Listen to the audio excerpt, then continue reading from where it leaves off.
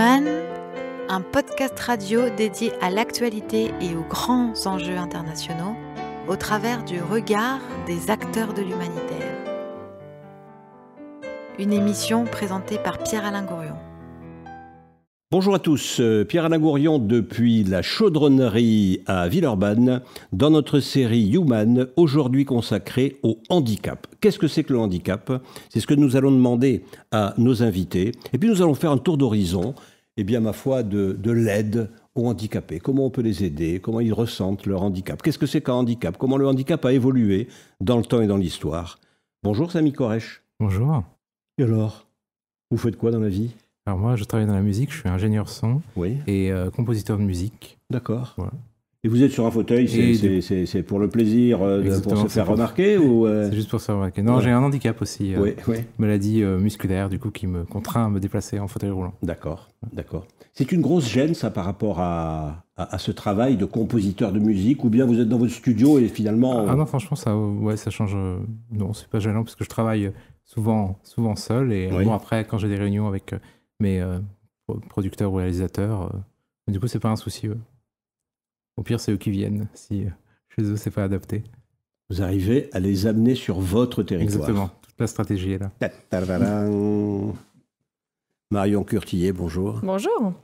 Merci d'être avec nous. Vous êtes écrivain? Oui. Éditrice aussi. Oui.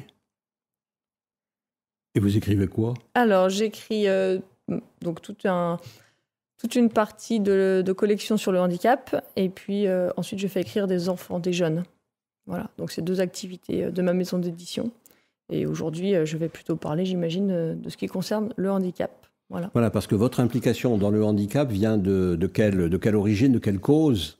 En fait, je suis maman d'une petite qui est née en 2018 et qui est malade et en situation de handicap. Donc c'est à partir de son cas à elle que nous avons monté cette collection sur le handicap. Voilà. En même temps, on peut s'intéresser au handicap, évidemment, sans avoir d'implication personnelle particulière sur le sujet. Voilà, vous, c'est par l'intermédiaire de votre enfant. Après, on peut avoir un intérêt, mais les émotions qu'on ressent, c'est un peu comme avoir des enfants ou ne pas avoir d'enfants. Parler de ce que c'est qu'avoir un enfant quand on n'en a pas, c'est quand même compliqué. Donc le handicap, je dirais, c'est la même chose. On peut s'y intéresser, mais les émotions qu'on vit en tant que parent d'un enfant malade ou en situation de handicap, comme raconter ce que ça doit être d'être sur un fauteuil ou être vraiment sur un fauteuil, c'est deux choses quand même qu'on ne peut pas inventer, quoi. Oui, j'entends bien. Et oui, je comprends bien que... il faut être concerné par quelque chose pour savoir en parler, sinon c'est livresque. Oui, tout à fait. Et puis c'est l'intérêt aussi du témoignage et de tout ce qu'on fait autour de Pewicker, c'est de partager des émotions, justement. En plus, on a le dessin avec les mots. Le dessin complète bien les mots, permet de faire passer certaines émotions qu'on n'arriverait pas à exprimer avec des mots. Et les deux font un effet qui rend accessible ce qui ne l'est pas autrement, on va dire. On va y revenir au cours de cette émission, puisqu'on a le temps de parler de ces choses, à la fois délicates et intéressantes, parce qu'elles nous font réfléchir, elles nous permettent de réfléchir aussi sur nous-mêmes. C'est-à-dire connaître et regarder la différence d'un autre permet un peu de se faire une opinion sur soi-même. Donc, qu'est-ce que vous en pensez, Violette de Franceschi? Bonjour. Oui, bonjour. Merci d'être avec nous. De rien. Voilà, alors vous êtes là pourquoi? Alors moi, je suis là pour parler de handicap, puisqu'en fait, aujourd'hui, mon métier, enfin une carrière bien sûr, est auxiliaire de vie pour les personnes en situation de handicap. Oui. Voilà, donc c'est une suite... Et vous travaillez en particulier actuellement avec Samy? Voilà, je suis une auxiliaire de vie, Samy, puisque je ne suis pas la seule, mais j'interviens assez fréquemment chez Samy. Voilà. Oui. En fait, c'est une suite logique de ma carrière dans laquelle j'ai fréquenté et j'ai mené des projets autour de l'handicap.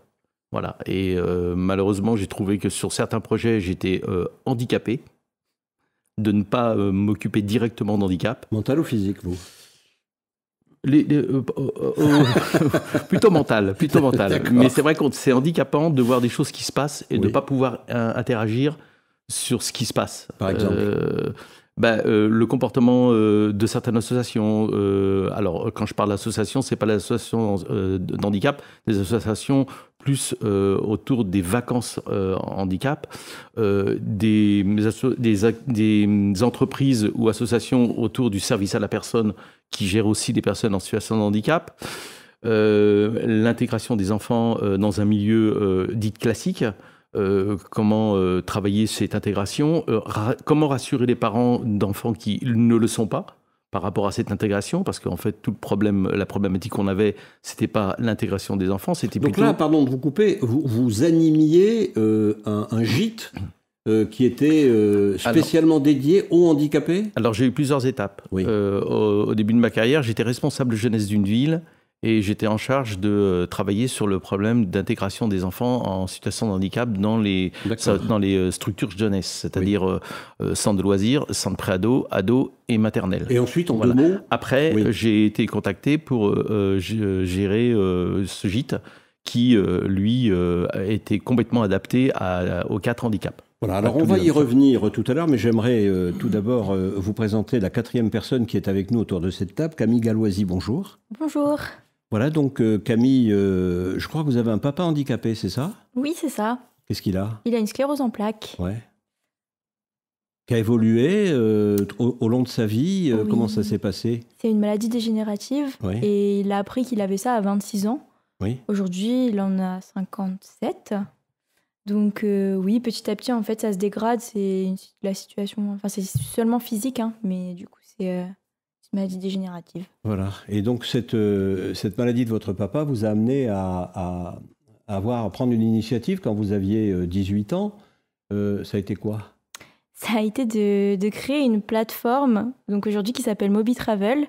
Et c'est une plateforme Internet, donc un petit peu comme Airbnb, qui va regrouper des logements adaptés pour les personnes, notamment à mobilité réduite. Mais c'est vrai que ça s'est agrandi ces derniers temps.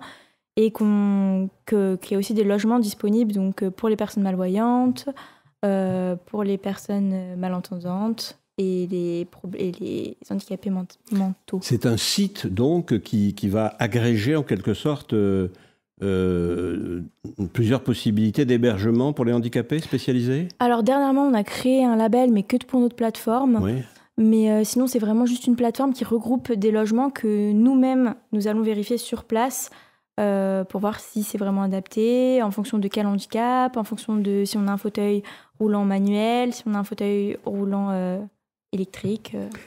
Voilà, et je crois que votre père exerce la profession de médecin ? Oui, il était médecin militaire. Il était médecin militaire, il est médecin militaire, ou il était médecin militaire, peu importe. Et donc, ça vous a amené, j'imagine, à réfléchir, y compris avec lui, sur les différentes sortes de handicaps. Et peut-être que, en préparant cette émission, parce qu'en même temps, vous participez à Bubble Art et vous êtes responsable de la communication chez nous, vous avez pu creuser un peu le sujet. Et ça serait bien que vous nous présentiez maintenant les différentes sortes de handicaps. À partir de quoi les invités ici pourront réagir ? Oui, tout à fait. Donc, nous avons 4 grandes sortes de handicaps que tout le monde connaît en général. Donc, ça va être le handicap physique, le handicap mental, le handicap visuel et le handicap auditif. Mais c'est vrai que si on s'y penche un petit peu plus, on peut trouver d'autres sortes de handicaps, comme le handicap cognitif. Alors, mental et physique, je comprends. Oui. Ensuite, vous avez dit visuel et auditif. Oui. Je vois pas, j'entends pas. Oui, c'est ça. OK. Et après ? Et justement, ils font partie des handicaps cognitifs. Donc, ça va être tout ce qui touche justement également la mémoire. Donc, la perception, l'attention, ça va être par exemple les personnes qui ont un Alzheimer, qui vont être touchées par ce handicap-là. On a le handicap aussi psychique. Donc, ça va être tout ce qui est psychose, dépression. Donc, une sorte de maladie mentale, mais ça ne va pas être aussi impactant qu'un handicap. Et on va aussi avoir des maladies invalidantes, donc comme des troubles de la santé invalidants, donc les maladies, la mucoviscidose, le sida, voilà. et des maladies évolutives également.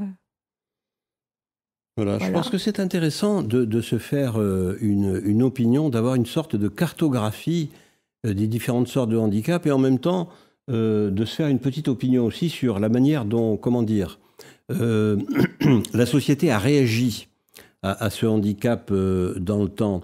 Je ne sais pas qui souhaite compléter ce propos. Marion Curtillet peut-être, sur cette question des différentes sortes de handicap et de notre regard à nous, notre perception de citoyen, je dirais, ou de citoyenne sur ces différentes sortes de handicap. Alors, on a les personnes qui ne sont pas concernées, on va dire les personnes qui marchent dans la rue, ont une attitude totalement différente selon que le handicap est visible ou pas. Oui. Quand on a une personne en face de nous qui est en fauteuil ou avec une canne blanche, la réaction est de vouloir aider. Enfin voilà, classiquement, on a beau dire que le monde a changé. Moi, je trouve quand même que globalement, quand on voit quelqu'un qu'on pense pouvoir aider à traverser la rue, on le fait toujours. Hein. Bon, voilà. Oui, et on le faisait il y a un siècle. Oui, non, mais c'est ça. Oui. Voilà, ça. Oui. Bon, après, on va nous raconter des histoires. Bon, moi, je préfère pas les voir. Et je vois que quand une personne a besoin de traverser la rue, elle a une canne blanche, on l'aide. Voilà. Oui. Une personne qui sera malentendante, c'est moins visible. Donc là, on a la personne qui a un handicap qui n'est pas visible a d'autres problématiques à affronter que la personne qui a un handicap visible vis-à-vis de ce regard, justement, parce que les personnes l'abordent comme si elle n'était pas en situation de handicap et elle doit quelque part justifier qu'elle est en situation de handicap. Là où l'appareillage sert d'excuse, quoi. Enfin, de justification, on n'a pas à expliquer. Oui. Voilà, on voit le fauteuil, on sait que... voilà. Alors que quelqu'un qui est malentendant, vous allez lui parler. Oui. Vous allez voir qu'il ne comprend pas, donc est-ce qu'il est stupide Est-ce qu'il ne m'a pas entendu Est-ce qu'il est sourd Enfin voilà. Et donc vous allez devoir faire comprendre que vous n'entendez pas. Enfin, comment est-ce qu'un sourd arrive à faire comprendre qu'il est sourd? Alors je ne suis pas concernée par cette question, hein, donc je ne sais pas. Mais je sais que moi, avec ma fille, par exemple, elle a eu le handicap visible à l'époque où elle était nourrie par sonde nasogastrique. Donc c'est-à-dire qu'elle avait un tuyau dans le nez. Ce qui évitait tout. Voilà, j'ai connu le handicap visible avec ma fille, les gens la regardaient, on a eu toutes sortes de regards différents, mais en tout cas, on n'avait pas à expliquer. Il y avait un problème, c'était clair et net, et les gens ne nous demandaient pas s'il y avait un problème. Aujourd'hui, qu'elle est nourrie, elle ne mange toujours pas, mais maintenant, elle est nourrie dans l'estomac directement, par une gastrostomie. Oui. Voilà, donc ça se voit pas. Oui. Donc le regard des gens, c'est, voilà, on dirait qu'il y a un problème, quel âge elle a et donc, il faut expliquer, elle a 3 ans et demi, oui, il y a un problème. Ah bon, elle est autiste? Bah non, enfin bon, voilà, alors que voilà, c'est des problématiques différentes. Et juste pour une petite précision... Et on a besoin de ces repères. Enfin, j'éprouve, moi, en tous les cas, à titre personnel, très modestement, le besoin d'avoir des repères pour me guider dans cet univers. Pardon, Camille. C'était juste une petite précision. C'est vrai qu'aujourd'hui, à 80% des handicaps... en France et dans le monde, qui sont invisibles. Donc, c'est important aussi d'en parler. 80% sont invisibles, c'est-à-dire ils sont essentiellement, soit auditifs, soit psychiques. C'est ça. Et dans les psychiques, est-ce qu'il y a une catégorisation, une organisation, une typologie qui nous aiderait un peu à y voir clair? Alors, on ne va pas faire de la psychiatrie, mais voilà, pour avoir des repères mentaux, qui nous aide à comprendre ce monde. Ça, c'est assez compliqué à dire, en tout cas, moi, de ce que je vois autour de moi, enfin, à calculer, parce qu'il y a même des gens qui ont des petits problèmes psychiques, qui ne le savent même pas forcément, qui ont ça, et qui s'en rendent pas compte.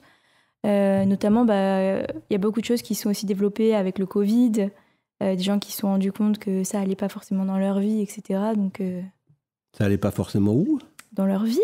Oui. Et c'est pour ça que ça crée des petits troubles psychiques, qu'on appelle ça plus des troubles que vraiment une maladie psychique dans ces cas-là. Des conséquences directes du Covid. Par exemple, c'est un exemple que j'ai cité, mais ouais. Quoi, l'angoisse? Oui, les jeunes, ça a fait beaucoup d'angoisse, notamment chez mes amis, tout le monde a fait des crises d'angoisse. Ouais. Bon, en même temps, ça fait partie de la vie, non? Oui. Et bien après, il y a quand même des maladies qui sont mentales, qui sont quand même... comme l'autisme, qui est quand même... alors, c'est pareil, il y a des degrés, hein, il y a des degrés voilà, dans l'autisme. C'est quand même des maladies qui sont pas visibles physiquement, mais ça demande un encadrement quand même assez important, parce que ça peut mettre en danger l'enfant. Enfin, moi, je parle d'enfants parce que j'ai eu plus souvent affaire à des enfants en situation de handicap au niveau de l'autisme.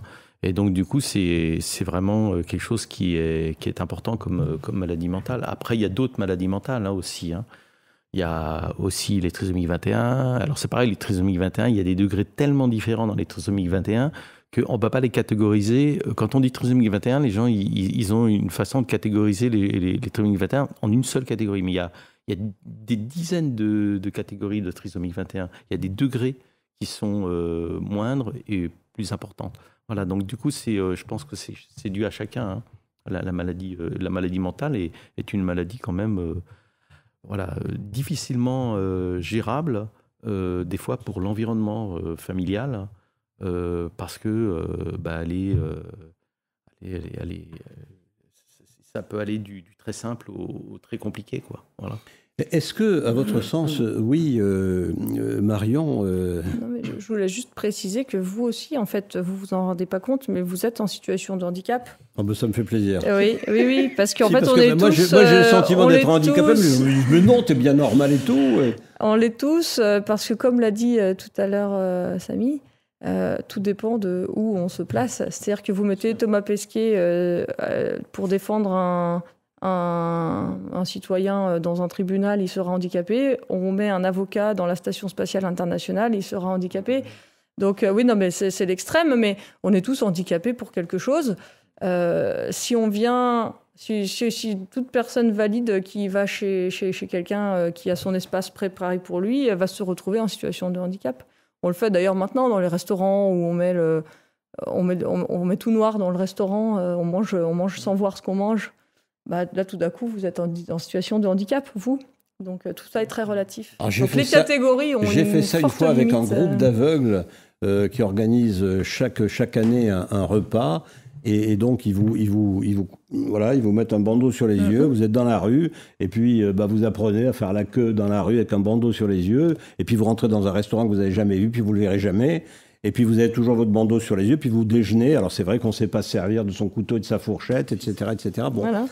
On apprend. Comment vous veillez ça, vous, Samy? Vous verriez dans une station spatiale internationale? Ça serait pratique parce que j'aurais pas besoin du fauteuil, je pourrais flotter. Voilà. Ça me donne des idées de projets. Voilà, il serait moins en situation de handicap. Comme un poisson dans l'eau, quoi. Allez, on va se faire de la musique.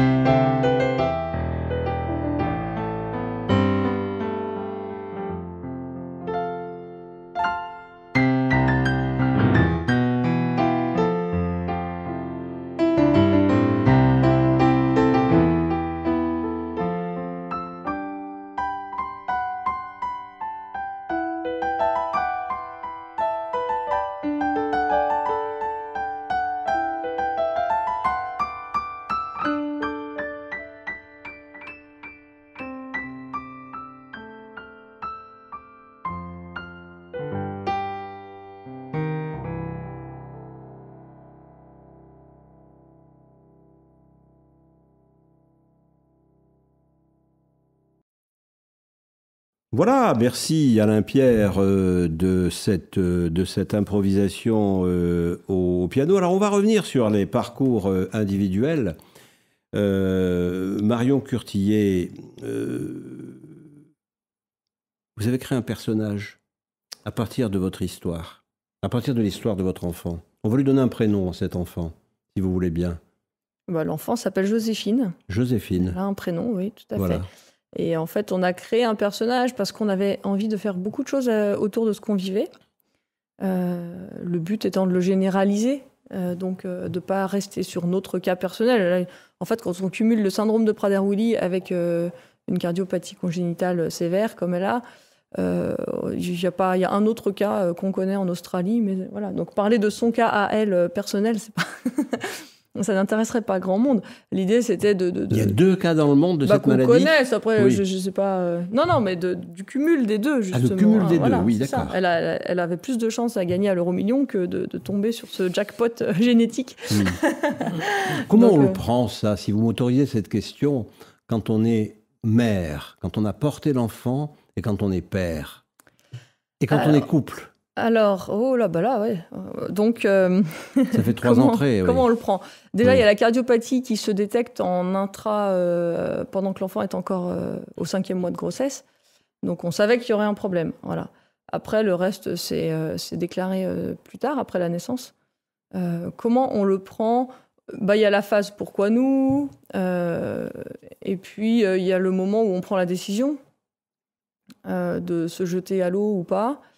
La famille avec, l'enfant lui-même avec. Se jeter à l'eau, ça veut dire de garder l'enfant ou pas. Hein, oui, voilà, aujourd'hui, on a le choix. Hein, donc, bien sûr. Mais on a le choix, mais on n'a pas les informations pour choisir. Mais bon, là, on va se lancer dans un débat qui... Non, c'est un débat qui nous concerne tous et qui concerne tous les jeunes gens et les jeunes femmes qui sont en âge d'avoir un enfant. Oui, alors ce qui va se passer, c'est que vous savez que l'enfant va avoir un problème, qui ne va pas être comme les autres, mais vous ne savez pas dans quelle mesure, dans quel degré. Et comme on l'a dit déjà tout à l'heure, si on vous dit, par exemple, pour pas être quelque chose que les gens connaissent, votre enfant va être trisomique, vous avez de tout aujourd'hui dans l'avenir d'un trisomique qui peut être tout à fait heureux, épanoui, sa famille aussi, ou ça peut être la catastrophe. Donc en fait, quand on vous dit votre enfant est trisomique, on vous dit rien du tout. Vous n'êtes pas plus avancé et vous aurez beau lire les milliards de pages qu'il y a sur Internet, vous en saurez pas plus. Ce sont des étiquettes. Sur vous, comment, et comme vous dites en couple, nous on a eu cette chance extraordinaire, parce que je crois que 80% des couples explosent suite à une naissance d'un enfant en situation de handicap. C'est très compliqué. Nous, on a eu la chance d'être sur la même longueur d'onde sur ce point-là. Donc Vous avez dû un peu aider la chance. Je sais pas, voilà. En fait, on se rend compte, c'est quand même, c'est mon 5e enfant, donc on en avait eu d'autres avant, mais on n'a jamais eu à prendre ce genre de décision au préalable. Les autres vont bien, donc voilà. Et il s'est avéré que on était sur la même longueur d'onde. On a découvert à cette occasion que nous étions sur la même longueur d'onde, ce qui facilite beaucoup les choses. Pour rester sur le même terrain de la subjectivité et de la manière dont le groupe familial, l'homme et la femme, et la famille aussi, intègrent cet élément-là, qu'est-ce que vous pouvez nous en dire? Je veux dire, est-ce que ça a soudé la famille? Est-ce qu'il y a eu des moments de risque d'éclatement? Est-ce que... Vous voyez, sans vouloir rentrer dans trop de précisions personnelles, mais c'est important pour les autres. Dans le noyau familial serré parents-enfants, ça nous a plutôt rapprochés. Ça nous fait une identité familiale, on va dire, qui est très spécifique. Le fait d'avoir cet enfant si malade, toute l'organisation familiale tourne un petit peu autour. Voilà, c'est sûr que... Vous avez mis dans le coup très vite nécessairement les autres enfants, bien sûr. Oui, on ne leur a rien caché du début à la fin, même les incertitudes. Du coup, vous parliez des angoisses avec le Covid, etc. Nous, les enfants étaient très petits. Bon, on a consulté une pédopsychiatre parce qu'on voulait pas faire on sait que c'était des choses très graves. On voulait pas faire d'erreur avec les enfants. Donc, on a consulté une pédopsychiatre qui nous a expliqué un peu comment aborder tous ces sujets. Et on les a laissés dans l'incertitude qui était la nôtre. C'est-à-dire, quand ils nous demandaient, par exemple, est-ce qu'elle marchera, on leur disait, on ne sait pas. Est-ce qu'elle ira à l'école? On ne sait pas. Est-ce qu'elle aura un an un jour? On ne sait pas. Et ils ont appris, comme nous, à vivre avec ce « on ne sait pas ». Et voilà. Après, c'est plus facile pour des enfants, je pense, qui ont un horizon temporel beaucoup plus étroit que le nôtre, pour nous, il est très difficile de ne pas... Qu'est-ce que c'est un horizon temporel plus étroit pour un enfant? C'est-à-dire que nous, on a besoin de se projeter sur l'avenir. Oui. En tant qu'adulte, qu'est-ce qu'elle va devenir? Qu'est-ce que nous, on va devenir? Moi, par exemple, j'avais un travail, ensuite, j'en avais plus. Oui. Est-ce que j'en aurai un jour? Tout ça. L'enfant n'a pas d'horizon temporel? L'enfant, il vit un peu dans le présent. Il a cette chance de... Effectivement, il va se demander, est-ce qu'elle jouera au foot? Voilà. Mais... oui. Pardon, des questions naïves. Hein. Des questions importantes. Des questions naïves, oui. Voilà, donc c'est presque plus facile. Et nous, on apprend à redevenir des enfants, puisque comme on n'a aucune réponse sur le futur, on est bien obligé d'apprendre à vivre dans le présent, quoi. Voilà. Bon. Voilà. On laisse passer un petit silence, et puis celui qui a envie de parler, celui qui a envie d'interrompre, celui qui a envie de poser une question, celui qui a envie d'embrayer. Parce qu'on disait que vous avez... Et ça fait partie quelque part de ce voyage familial, de votre voyage personnel. Vous avez créé un personnage littéraire. Oui, alors tout est parti en fait du hasard. Hein. Là, si vous me demandez d'expliquer vraiment pourquoi on a fait ça, je ne saurais pas vous dire. C'est parti d'une personne très proche de la petite, qui a été énormément bouleversée, comme tous ceux qui la connaissaient, par tout ce qui s'est passé autour d'elle, et qui l'a exprimée par des dessins. Ces émotions, elles ont besoin de sortir d'une manière ou d'une autre, et elle, son moyen de les faire sortir, ça a été le dessin. Quand j'ai vu les dessins, je dis mais il faut absolument... Moi, j'avais déjà monté ma maison d'édition. Ces dessins, c'est Joséphine ? Non? C'est Pee Weeker, voilà. C'est devenu le personnage de Pee Weeker. Et c'est devenu un personnage que vous avez appelé Pee Weeker. Voilà, Pee Wee, parce que le syndrome de Prader-Willi, les personnes qui en sont porteuses, on les appelle communément les Pee Wee. D'accord. Et comme elle était cardiopathe en plus, on l'a appelée Pee Weeker. Voilà. Ah, mais voilà, le Pee Weeker, tout s'explique. Donc en fait, quand moi j'ai vu les dessins, je dis c'est extraordinaire, on va en faire un livre. Ouais. Et puis... quand le livre a été prêt, on a dit mais il est trop beau ce livre, on va en faire quelque chose. Donc c'est là qu'on s'est rapproché de l'association Prader-Willi France, qu'on connaissait pas à l'époque, la petite avait même pas 1 an, et puis de l'association Petit Cœur de Beurre qui s'occupe des cardiopathes. Et puis tous ensemble, aussi on trouvait le projet très chouette. Et donc tous ensemble, on a monté cette aventure.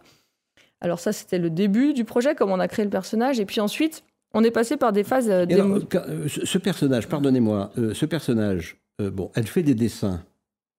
Votre fille? Ah non, c'est la personne qui dessine. Ma fille, elle fait pas de dessin. La personne qui dessine fait des dessins. Bon. Et elle fabrique un personnage. Au départ, non. Elle faisait des dessins qui reflétaient les émotions qu'elle ressentait par rapport à cette situation. L'enfant, en fait, est passé pendant toute une année. On a vécu pendant 5 minutes, elle allait bien. Et puis 5 minutes après, il nous annonçait qu'elle allait mourir peut-être. Et puis hop, elle remontait. Et ça a duré ça pendant 1 an. C'était un cauchemar. Et donc cette dessinatrice vous a auditionné, elle vous a écouté? Non, elle vivait ça avec nous, en fait. Elle n'était pas du tout dessinatrice. C'était une personne proche de la famille. D'accord. Qui a vécu ça très proche, comme si elle était de la famille, en quelque sorte. Et elle savait même pas elle-même qu'elle savait dessiner. Mais le besoin d'exprimer ses émotions, c'est fait par le dessin. Voilà. Et c'est là qu'elle a réalisé elle-même, elle a 65 ans, qu'elle avait un incroyable talent. Donc voilà. Et puis ensuite, l'idée d'en faire un par an est venue de ces émotions, justement, qui passent et qui sont si fortes. On a eu une hantise, c'est que quand elle allait grandir, elle allait être de moins en moins malade et de plus en plus en situation de handicap. Vous dites handicapé, mais normalement on ne dit pas, on dit en situation de handicap. Alors oui, parce que je n'utilise jamais les bons mots. Du coup, voilà, vous risquez de choquer vos auditeurs. On ne dit pas handicapé, on dit en situation de handicap. Voilà. Je comprends pas. Eh ben oui, mais finalement ça a du sens. Expliquez-moi, tiens. Mais moi je dis même pas situation de handicap. Je dis handicapé aussi. Mais pourquoi il faut dire en situation de handicap? Peut-être que c'est pour, je sais pas, une marque de respect pour dire que... Ça atténue? Je sais pas, mais je pense que juste handicapé, il y a un côté péjoratif où on affilie toute la personne sur le handicap, alors que situation de handicap, c'est que je pense que c'est une manière d'adoucir et de dire qu'elle est... Voilà, c'est une personne à part entière qui... C'est pas un peu hypocrite? Comment? C'est pour pas que la personne soit définie que par son handicap, je pense. Oui, d'accord. Je pense que ça vient de là, mais après... Moi, voilà, j'ai compris que ça pouvait faire mal aux gens autour de moi, donc du coup, je fais très attention maintenant à dire en situation de handicap. Bon. Je ne supporte pas quand quelqu'un me dit un handicapé ou... Violette. Violette de travaille. Moi, je ne parle pas, je ne dis pas des gens avec qui je travaille ou que je m'occupe, que c'est un handicapé. Je trouve que c'est tellement péjoratif ce mot-là que pour moi c'est une situation qui est liée qui peut être liée à un handicap ou pas. Mais c'est une situation d'handicap. Mais c'est pas un handicapé. Je veux dire, je trouve ça très péjoratif. Enfin, je reprends les gens d'ailleurs souvent. C'est l'enfermer dans ce rôle. Oui, quelque part, ouais. Oui. Et puis cette espèce d'empathie, oh le pauvre, la pauvre. Je supporte plus ça. Voilà, il est handicapé, donc c'est le pauvre, c'est la pauvre, c'est comment vous faites pour vous en occuper. Non, mais l'utilisation du mot Violette de Franceschi ne signifie pas qu'on va enfermer la personne. Je dis, tu es handicapé. Bonjour, tu es handicapé. Oui, mais bon.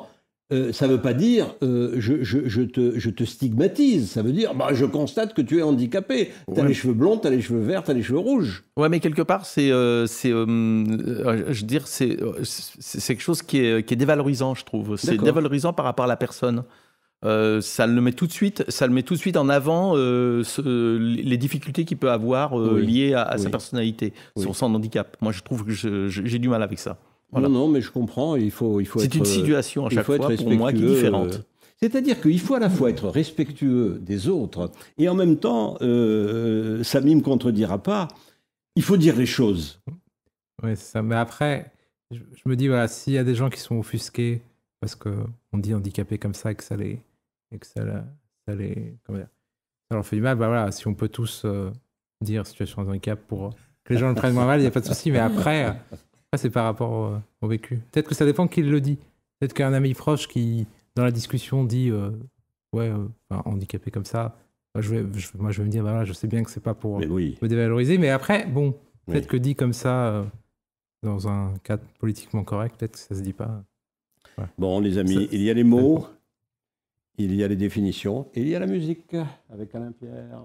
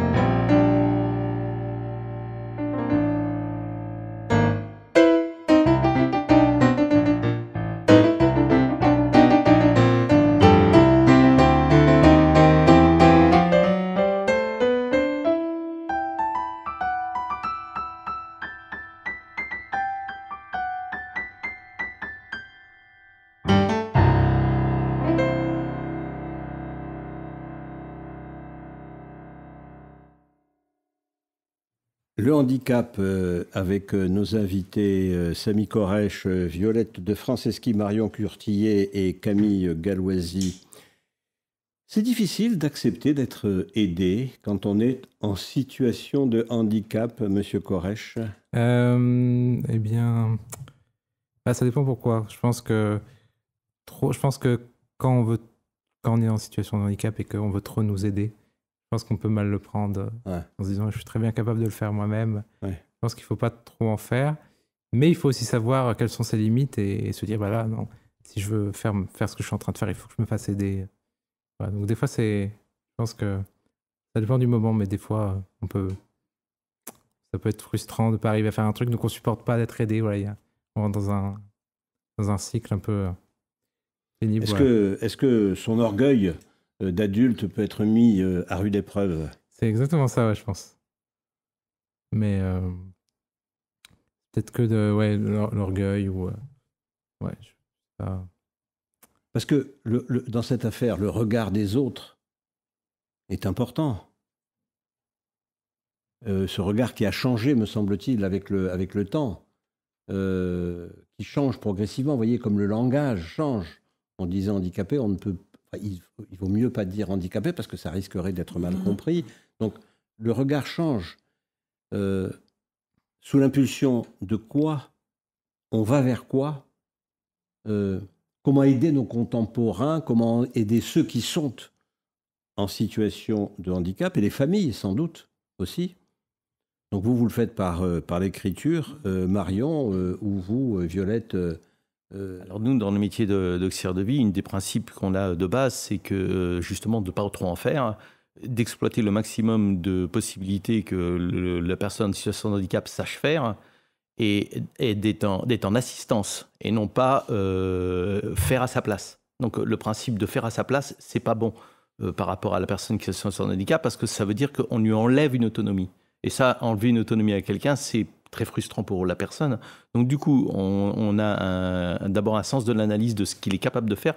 Bon, des fois, c'est vrai qu'on lui demande de faire des choses parce qu'on oublie qu'il est handicapé, qu'il est en situation de handicap. Donc ça m'arrive. C'est plutôt bon, ça, non? Ça m'arrive, oui. Ça m'arrive assez souvent où je lui tends le verre ou je lui tends quelque chose et puis t'attrapes. Ah ben non, c'est vrai, tu peux pas le prendre. Donc, ça doit lui faire plaisir, non? Ça, Moi, ça me fait rire, ça, il adore. Hein? Moi, ça me fait rire. Des fois, elle fait exprès de le faire alors que c'est non, pas vrai. pas exprès. Justement, c'est ça qui est drôle. Je le fais pas que exprès. la personne est tellement dans son truc. Oui. Et puis il y a le petit moment de la prise de conscience de ah merde, mais c'est vrai que. Ouais, et moi, j'aime bien ce moment, ça me fait rire. Et oui. Voilà. Voilà, mais je pense que c'est important aussi de ne pas tomber dans le travers de toujours faire à sa place. Je pense qu'à un moment donné, ils ont besoin d'avoir une reconnaissance de leur autonomie. Et dans notre métier, c'est vraiment le cœur de notre métier, de justement s'adapter à la personne.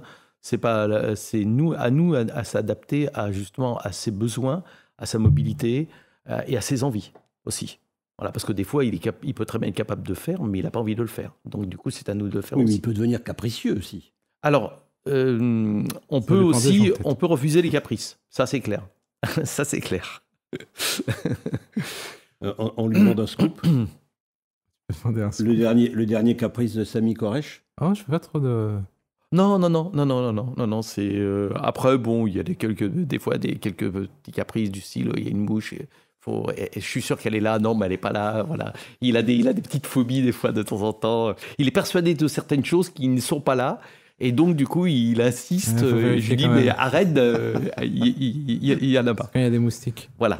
Non, mais à un moment donné, oui, je dis les choses comme je le sens. Je dis les choses vraies, quoi. Voilà, j'essaye d'être cash dans ce que je fais, parce que je suis pas là pour, je suis pas une babysitter, je suis pas là pour, j'ai pas un enfant en face de moi de 2 ans ou d'1 an, j'ai un adulte, donc à un moment donné, il faut parler à un adulte, et on n'est pas là pour enjoliver les choses, il faut être cash directement. Je trouve que il y a cette subtilité dans le comportement des gens comme vous qui aident des handicapés entre le fait d'être cash, comme l'exprime Samy, de dire les choses, et le fait en même temps d'être délicat, de ne pas heurter par des mots ou par des attitudes qui ne seraient pas pertinentes, qui ne seraient pas justes. Et cet équilibre, qu'on a aussi dans la vie. J'allais dire, Pierre-Alain, que c'est exactement la même chose. Mais je pense que pour toutes les questions que vous auriez à nous poser sur le handicap, on arrivera toujours à la même conclusion, que c'est exactement la même chose pour n'importe qui. Le handicap apporte, c'est comme un microscope sur la vie. Il permet de voir les choses en beaucoup plus gros, avec beaucoup plus de détails.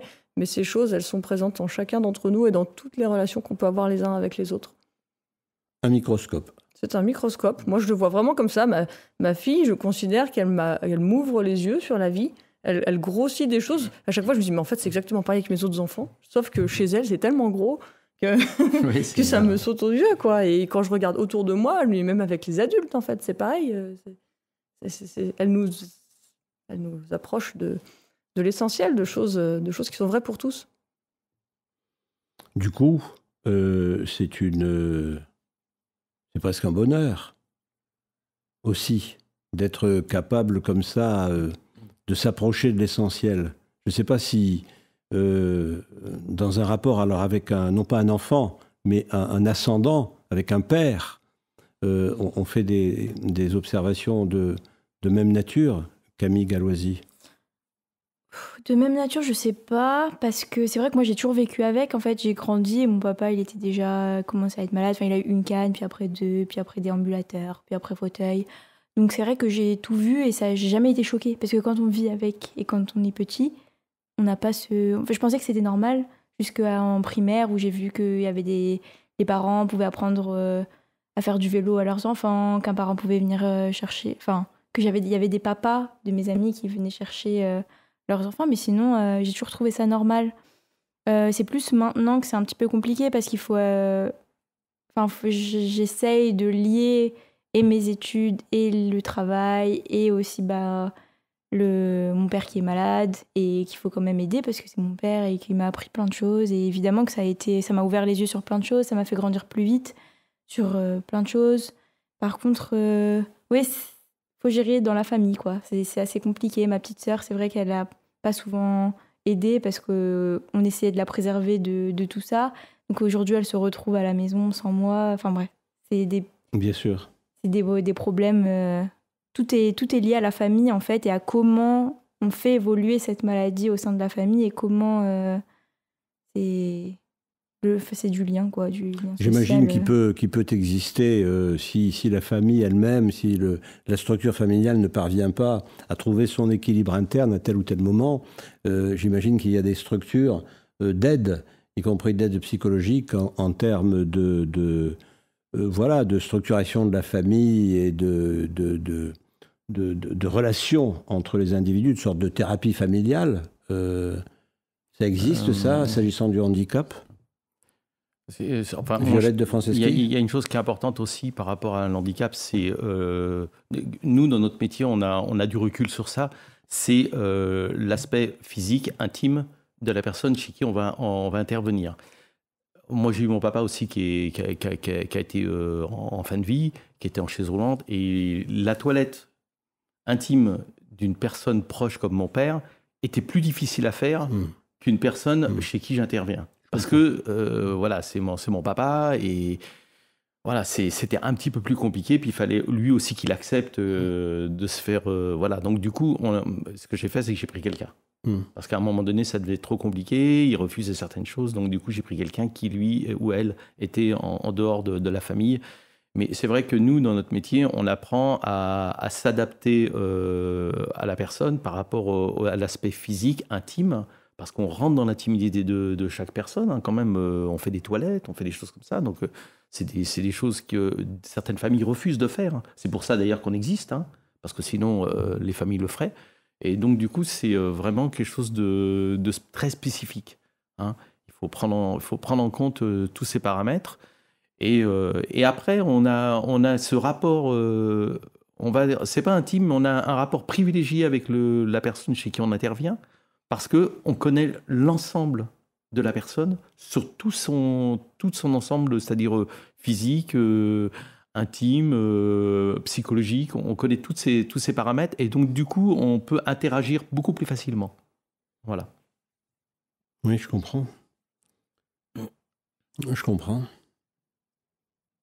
C'est un métier passionnant. Oui. Et si j'avais découvert ce métier bien avant, ça ferait beaucoup plus longtemps que je l'aurais fait, en direct. Parce qu'aujourd'hui, je suis en individuel, c'est-à-dire je suis en direct. Voilà. Il vous a apporté, vous sentez qu'il vous a apporté, qu'il vous a structuré dans votre itinéraire personnel de vie, en quelque sorte. Mais en fait, j'ai commencé à approcher l'handicap, on va dire, de loin, puisqu'en fait, j'ai travaillé sur des intégrations ou sur des formations. Et à la fin de ma carrière professionnelle, plus ou moins, je me suis dit, mais pourquoi pas travailler en direct avec justement les personnes en situation de handicap, ce qui n'était même pas envisageable il y a 30 ans en arrière pour moi.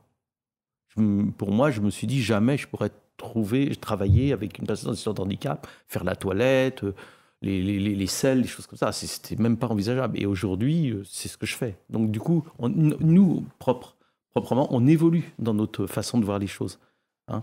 Et c'est vraiment quelque chose qui, aujourd'hui, oui, si j'avais le choix, je le recommencerais, mais je ferais ce métier dès le départ. Parce qu'en même temps, je songeais au fait que dans notre société, on se touche peu. On serre la main, bonjour, le petit bisou, qui était même interdit non, avec le Covid. Avec l'affaire du Covid. Sinon, c'est quoi? C'est la relation amoureuse où je te casse la gueule, je te mets mon poing sur la gueule, quoi. Voilà, c'est ça, les rapports physiques dans cette société occidentale. Et là, non, là, vous touchez. On touche, mais si vous voulez, on apprend le respect du corps des gens chez qui on touche. Donc du coup, ça nous forme sur un respect général de tous les corps. Parce que forcément, si dans notre travail, on a un respect de tous les gens chez qui on intervient par rapport à leur corps, par rapport à leurs difficultés, dans la vie de tous les jours, ce sera la même chose. On ne se permettra pas de faire des choses physiquement parce que professionnellement, jamais on le fera. Voilà, donc c'est un apprentissage aussi à la découverte du corps qui est intéressante.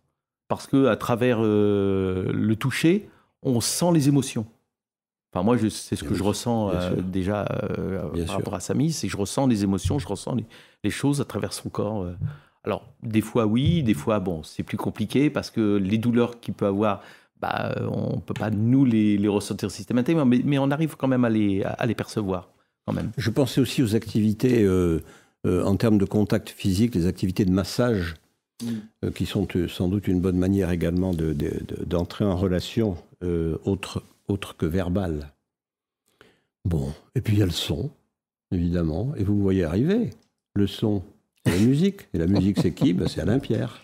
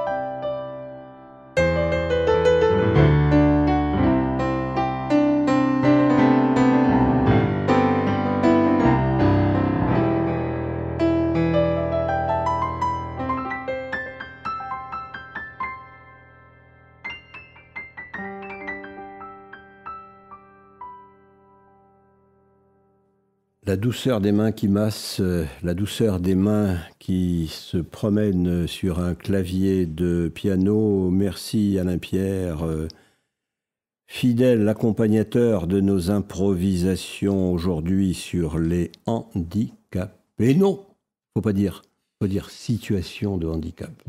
C'est comme ça. Voilà. Alors vous avez un projet, je crois, Marion Curtillet, avec le RISE à Villeurbanne, et c'est un projet qui fonctionne avec ce même personnage de Pee Weaker, n'est-ce pas ? En fait, Pee Weaker, a fait du lien, sert d'accroche à différents projets. Ça nous a échappé, hein. C'est-à-dire nous, on a créé le personnage, et puis ensuite, les gens s'en saisissent. En l'occurrence, cette année, c'est la mairie de Villeurbanne qui s'en est saisie. À l'automne, on sera probablement à Besançon. Enfin, voilà... Les personnes qui veulent traiter le sujet du handicap se saisissent du personnage. Et cette année, donc, on expose les 3 épisodes au RISE, au Café du RISE. Ça a commencé le 17 mai et ça se termine le 4 juin. Et puis la ville, l'adjointe à l'inclusion et l'adjointe à la petite enfance se sont mises ensemble pour organiser une grande rencontre le 3 juin sur le thème « L'inclusion, elle se construit dès le plus jeune âge ». Voilà. Donc, pour savoir comment on fait, on parle toujours de l'école, mais qu'est-ce qui se passe avant pour ces enfants qui sont en situation de handicap ou malade ? L'intégration de l'inclusion dans une crèche, l'inclusion, est-ce qu'une assistante maternelle peut les garder, etc. Tout ça, c'est des questions qu'on se pose assez peu, parce qu'il y a finalement peu d'enfants qui sont concernés, mais c'est des sujets, on sait que comme pour n'importe quel enfant, tout ce qui ne se passe pas dans les premières années, c'est perdu pour toujours ensuite, quoi. Donc c'est très important. Donc voilà, il y a toujours beaucoup d'animations, de projets qui se font autour de ce personnage depuis Wicker. Donc on est très heureux de ça, parce qu'en plus ça donne de nouveau, ça donne de la gaieté, de la joie autour de sujets qui, au départ, peut paraître un peu plombant, on va dire. Voilà, plombant au départ, et puis voilà, l'intérêt c'est d'être arrivé à l'extérioriser, d'abord à le familialiser, c'est pas un mot qui est convenable, mais vous comprenez ce que je veux dire, et ensuite à l'exporter à l'extérieur pour en faire une thématique, et une thématique qui rapproche. Qui fait énormément de liens. Ah voilà. Oui. Et vous avez dit au tout début de l'émission que vous avez parlé de soi. Oui. L'image que renvoyait le handicap de soi-même. Oui. Et puis Wicker joue ce rôle de nouveau pour tout le monde, en situation de handicap ou pas du tout en situation de handicap. Puis Wicker, c'est un miroir. C'est non seulement un microscope, mais c'est aussi un miroir. Voilà, de l'optique pour handicapés, comme il y a du son pour handicapés. Ça existe, ça, le son pour handicapés? Je crois pas. La musique, c'est pour tout le monde, non? Oui. Oui. Voilà, vous, c'est la musique, je crois, Samy Koresh, qui a donné un sens à votre vie. Vous nous en parlez? Oui, bien sûr. Assez brièvement, parce que j'ai perdu la marche aux alentours de mes 12 ans. J'aimais quand même particulièrement le sport étant enfant, et du coup, voilà, j'étais assez frustré de ne pas pouvoir continuer ces activités-là. J'ai eu la chance de trouver la musique où je me suis investi, et je fais des études dedans, et maintenant je travaille dedans. Donc, ça a été un pont dans ma vie assez important. Voilà. Bon. Est-ce qu'on dit qu'on a fait le tour du sujet? Est-ce qu'on dit qu'il reste des millions de choses à évoquer? Est-ce qu'on dit qu'on a été modeste? Oui, beaucoup. Est-ce qu'on dit qu'il faut être plus ambitieux? Oh là.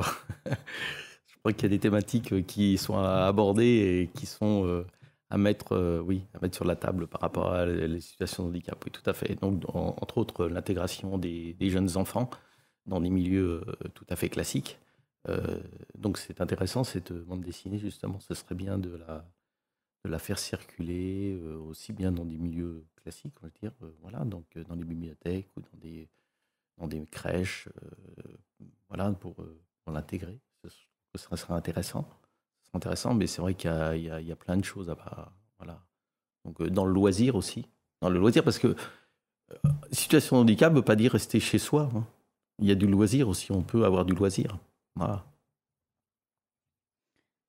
Oui, puis c'est totalement différent, mais il y a aussi le sujet de l'emploi pour les personnes en situation de handicap.